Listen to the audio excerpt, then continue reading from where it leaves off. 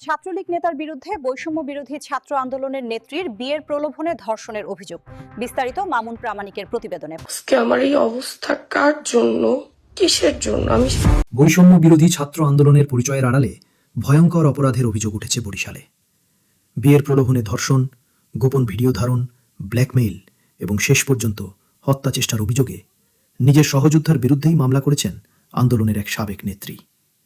গত 17 ডিসেম্বর সংগঠনটির জেলা কমিটির সাবেক ওই নেত্রী মামলাটি করলেও 20 ডিসেম্বর বিষয়টি জানাজানি হয়। মামলার আসামি সুয়ান আল তালুকদার বরিশাল নগরের কাউনিয়ার মনসাবাড়ি এলাকার বাসিন্দা। তিনি বৈষম্য বিরোধী ছাত্র আন্দোলনের সাবেক যুগ্ম আহ্বায়ক এবং ধর্ষণ প্রতিরোধ মঞ্চের সদস্য সচিব। কোতোয়ালি মডেল থানার ভারপ্রাপ্ত কর্মকর্তা আল মামুনুল ইসলাম মামলাটির বিষয়টি নিশ্চিত করে বলেন, এখনও আসামিকে গ্রেপ্তার করা যায়নি, ঘটনার তদন্ত চলছে। এদিকে বাদী এজাহারে উল্লেখ করেন, তিনি বৈষম্য বিরোধী ছাত্র আন্দোলনের সাবেক একজন নেত্রী।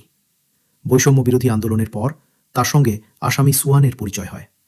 সেখান থেকে বন্ধুত্ব ও প্রেমের সম্পর্ক গড়ে ওঠে। পরে বিয়ের প্রলোভন দেখিয়ে তাকে একাধিকবার ধর্ষণ করা হয়। গত 11 অক্টোবর বরিশাল নগরীর একটি আবাসিক হোটেলে নিয়ে ধর্ষণের পর ভিডিও ধারণ করে। মামুন প্রামাণিক, ডেস্ক রিপোর্ট, দৈনিক তৃণমূল, বরিশাল।